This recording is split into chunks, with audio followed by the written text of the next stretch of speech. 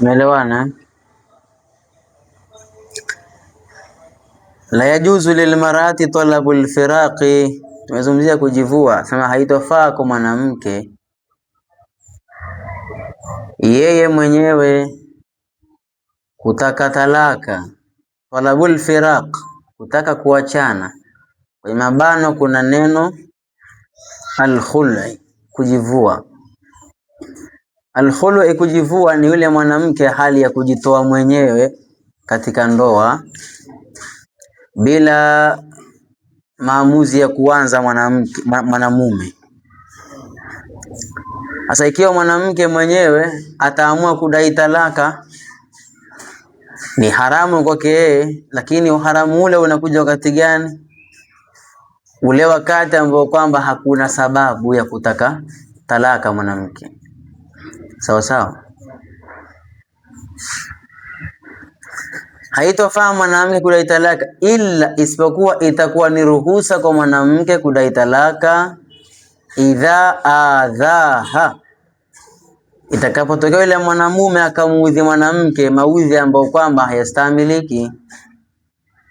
Kama inavyokuwa ni halali kwa mwanamume kutoa talaka kwa mwanamke, inapotokea yule mwanamke amemuudhi mwanamume maudhi ambayo kama mwanamume hawezi kustahimili, ni uhalali ule ule na mamlaka yale yale ambayo anakuwa nayo mwanamke na yeye inapotokea anaudhika na kufanyiwa madhila na mwanamume, madhila ambayo kwamba mwanamke yule hawezi kustahimili.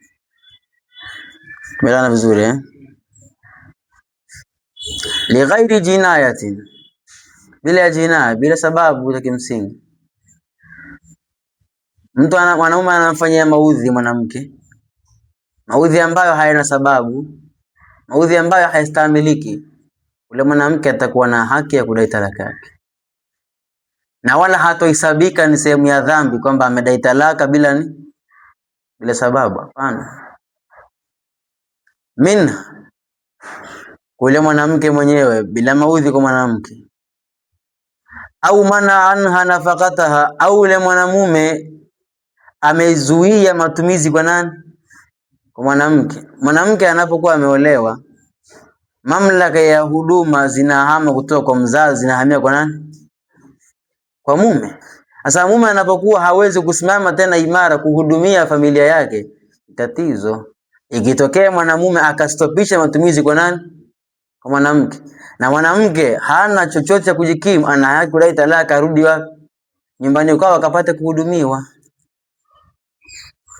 Liqaulihi sallallahu alayhi wasallam, mtume aliposema ayyuma imra'atin talabat firaqiha, yani talabat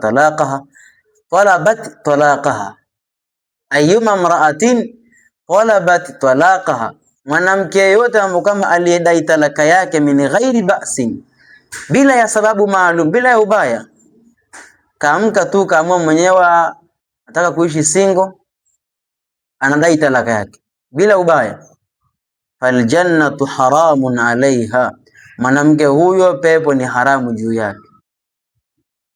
Sawa. Na katika riwaya nyingine ya hadithi mtume asemaje? Asema kwamba na hiyo pepo yapatikana harufu yake takriban kwa maili 70,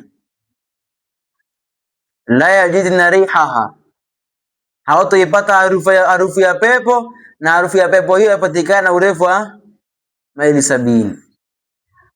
Sawa sawa. Yasihu al-khulu', inafaa kujivua fi zamani al-haidhi wan nifas, inafaa kujivua wakati kipindi cha nini? Cha hedhi na nifasi, kiasi ambacho kwamba talaka ni haramu mwanamke kupewa talaka akiwa katika hedhi. Ile kutokea wakati wa Mtume Muhammad sallallahu alaihi wasallam, sababu mmoja alimpa mke wake talaka wakati wa hedhi, Mtume akamwambia mrejee. Sawa sawa. Sasa ulama wana ikhtilafu hapa. Je, kwa kauli ya Mtume Muhammad ile kama mrejee, maana yake talaka ilishatuka au haikutuka? Takapokuja kusogea katika ilmu nitayakuta haya, tutaeleza inshallah taala kwa upana. Sawa. Pia ni haki mwanamke akiwa katika hali ya nifasi, amenyanyasika, ana haki kufanya nini? Ya kujivua. Wala haqa lirajulin, wala hapana haki kule mwanamume tena fi istirjaiha, kumrejea illa biaqdin jadid, sio kondoa mpya, amuoe upya tena, hawezi kumrejea tena aliojivua. Sawa sawa, ndio ufahamu uliokuwa mzuri inshallah.